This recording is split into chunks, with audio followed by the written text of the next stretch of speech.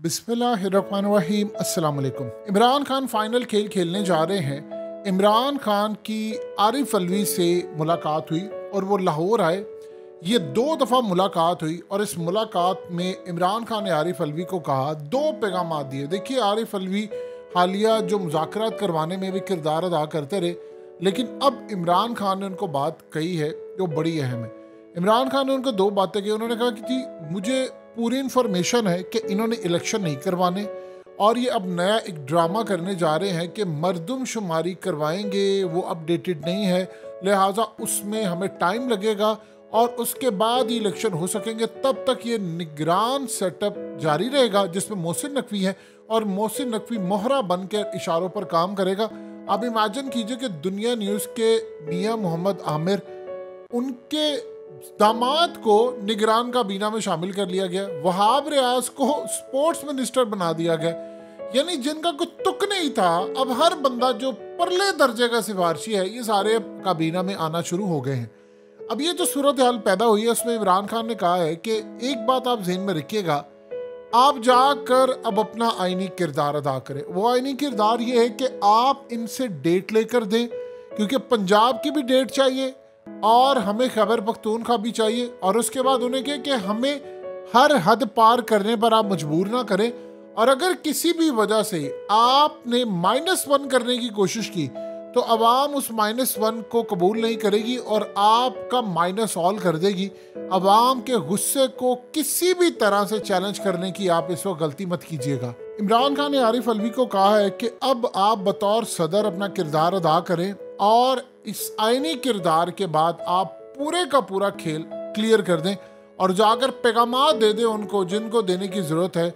उन्होंने कहा कि हर सूरत आपने मुल्क में अगर अनारकी पैदा करनी है, इसके बाद अगर मुल्क हम सबके हाथ से निकल गया तो जिम्मेदार आप होंगे। लिहाजा इस सूरत हाल में हम किसी भी सूरत पीछे नहीं हटेंगे। अवाम का गुस्सा लावा फटने को तैयार है। -1 बंद कमरों में फैसला करने वालों को माइनस ऑल अवाम कर देगी। अब असल में सूरत हाल जो पैदा हुई है, उसमें सदर को क्लियरली कह दिया गया है कि जो कुछ उनके पास ऑप्शंस है वो करें। आप देखिए कि इस वक्त सूरत हाल आपकी कहाँ पर है कि आपके जो ज़खायर हैं वो 3 अरब 67 करोड़ के बाकी रह गए हैं। यानी आप इमेजिन कीजिए कि 4 अरब डॉलर से आपका मुल्क नीचे बिल्कुल आ गया है। इसके बाद आपके मुल्क में बाकी बचा क्या है, इसका आप अंदाज़ा इस बात से लगा सकते हैं कि सिर्फ कंटेनर जो खड़े हुए हैं बाहर, 9000 कंटेनर्स खड़े हैं जिनको आपने क्लियर करना है, वरना आपके पास ना प्याज आएगा, ना टमाटर आएगा, ना कोई और मामला आएगा। और उसके बाद ये अभी 265 रुपये तक का डॉलर हो गया ओपन मार्केट के अंदर, और अब तो ऑफिशियली भी 255 तक का पहुंच गया है। तो आप ये सोचिए कि इसके बाद ये 300 साढ़े 300, श्रीलंका जब डिफॉल्ट हुआ तो 225 रुपये का था डॉलर, और उसके बाद जब डिफॉल्ट होने के बाद वो 350 पर पहुंच गया। शर्म नहीं आती इनको। असल में पहले जो प्लान था श्रीलंका डिफॉल्ट होगा, बाद में ये स्क्रिप्ट जो चल रहा है, इमरान खान को ये बात बड़ी अच्छी तरह पता है कि जानबूझकर डॉलर्स रोके जा रहे हैं, जानबूझकर ये सारे का सारा काम हो रहा है। और पूरी तरह आप ज़हन में रखिएगा। देखिए, इस वक्त सूरत हाल ये है कि मिफ्ता इस्माइल ने क्या बात की। उन्होंने कहा है कि जी, मरियम नवाज मुझसे खुश नहीं थी, नवाज शरीफ खुश नहीं था। उन्होंने कहा ये सारे के सारे बर्बादी के जिम्मेदार है इसहाक डार। इसको बड़ी प्लानिंग के साथ लेकर आया गया और लाकर मुल्क की मईशत का जनाजा निकाला गया, बर्बादी की गई, और फिर ये सूरत हाल आगे तबाही की तरफ लेकर आए। तो पूछे कौन लेकर आए इसको। अब आप सोचिए, मिफ्ता इस्माइल कोशिश ये कर रहे हैं कि वो जितने बागी लोग हैं, चाहे वो मुस्तफ़ा नवाज खोकर है, रजा रब्बानी टाइप, ये वो इन सबको कोशिश करें एक जानिब लेकर आए और कोई एक पार्टी बनाने की कोशिश करें या प्रेशर ग्रुप बनाने की कोशिश करें। देखिए, इस वक्त लोगों को अंदाजा नहीं हो पा रहा। आपने IMF के सामने जो सरेंडर किया, वो इमरान खान बात बिल्कुल ठीक कह रही है। अवाम का गुस्सा अगर निकल गया किसी जगह पर, आप उसका अंदाजा नहीं लगा सकते। ये -1 करने के चक्करों में है। किसी के पास ये सारी कौम माइनस ऑल हो जाएगी, सारे इदारे माइनस ऑल ना कहीं हो जाए, क्योंकि जब बैंकरप्ट हो जाएगा आप, मुल्क आपका डिफॉल्ट कर जाएगा, तो इसका सबसे ज्यादा मसला ये होगा कि उसके बाद आपको कोई पैसा नहीं देगा और सारे आपको एक ही बात करेंगे कि आप अपनी सबसे पहले तो फौज का साइज कम करें, फौज को आप कम करें, फिर उसके बाद आप बाकी मामला में। देखिए, एक चीज ज़हन में रखिएगा, अगर आप डिफॉल्ट कर जाते हैं उससे पहले की जो सूरत हाल है, तो आपके पास क्या चीज़ें खरीदने के लिए डॉलर्स, आपके पास कुछ नहीं है, पैसा आपके पास नहीं है। आप ना तो किसी तरह से ऑयल खरीद सकते हैं, ये तमाम चीजें वहां पर पड़ी और -1 यहां पर करने की आपकी तैयारी है। अभी तक पीछे बैठकर खेल खेलना, वो इमरान खान को निकालना, वो डोरियां हिलाना, वो फलाना काम कर देना, यकीन कीजिए मामला इससे आगे बिल्कुल भी नहीं गया। इन्होंने अभी तक फैसला यही रखा है कि जी हमने नहीं सुधरना, और इसी चक्कर में इमरान खान ने असल में जो पैगाम दिया है कि बातचीत कहीं ना कहीं आरिफ अलवी से होती है, तो पैगाम दे दें कि -1 की आप अगर गलती करेंगे तो ये बड़े भयानक नतीजे आपको भुगतना पड़ेंगे। देखिए, परवेज इलाही की ऑडियो लीक की गई है, वो किस लिए? क्योंकि फवाद चौधरी को बेइज्जत करना है।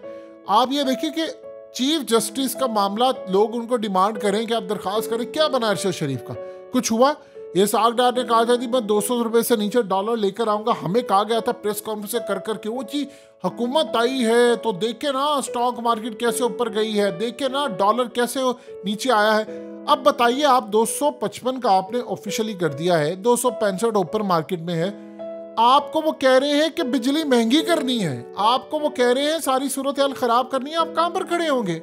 अब बताएं तो सही कौम को कि आप कहां पर खड़े होंगे, कैसे मामला चलेगा? लेकिन किसी के पास इस बात का जवाब नहीं है। सो इमरान खान को माइनस करने की पूरी तैयारी है। देखिए, शेख रशीद आज बार बार कह रहे हैं कि उनको जहर दिया जा सकता है। यहां तक मामला है कि शेख रशीद की भी गिरफ्तारी अब कार्ड्स पर आ चुकी है।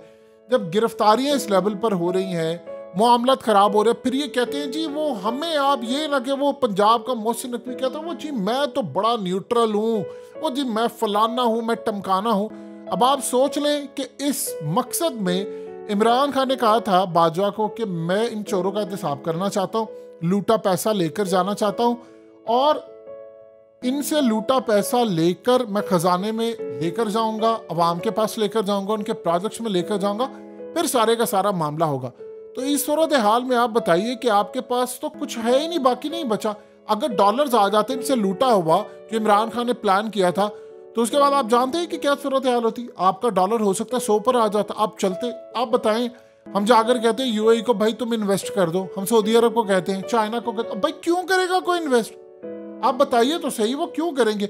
आपके पास पैसे हो, आप किसी ऐसे प्रोजेक्ट में पैसा लगाएंगे जो जमीन बोस हो रहा, वहां पहले ही प्रोजेक्ट सारे बंद हो रहे हो, या आप किसी ऐसी जगह पर जाकर प्लॉट लेंगे कि जहां पर पता चले जी लोगों के प्लाटों पर कब्जा हो रहा है, सोसाइटी तबाह हो रही है, वहां पर लोगों के पैसे डूब रहे हैं। जब आप जाकर एक आम बंदा किसी गलत जगह के ऊपर किसी भी तरह से कोई चीज रिलीज नहीं करता, कोई वहां पर पैसा इन्वेस्ट नहीं करता, तो आप ये बताएं कि फिर उसके बाद ये बड़े बड़े जो ममालिक हैं ये क्यों आपके मुल्क में अरबों डॉलर्स लगाएंगे? वो वहां पर लगाएंगे कि जहां पर उनको फायदा होगा और असर और रसूख बेहतर होगा। सऊदी अरब में आपको कहा है कि भाई साहब आपने बेहतरीन अंदाज में स्टेबिलिटी लेकर आनी है, आपने उनकी बात को इग्नोर किया, फिर आप कहते हैं सऊदी अरब पैसे देगा।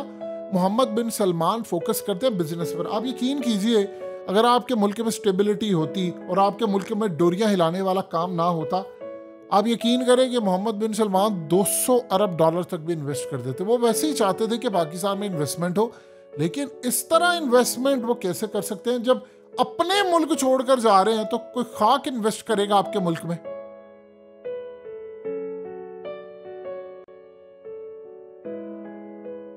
हकीकत टीवी को सब्सक्राइब करना मत भूलें, वीडियो को लाइक करें, शेयर करें और कमेंट सेक्शन में अपनी राय का इजहार जरूर करें।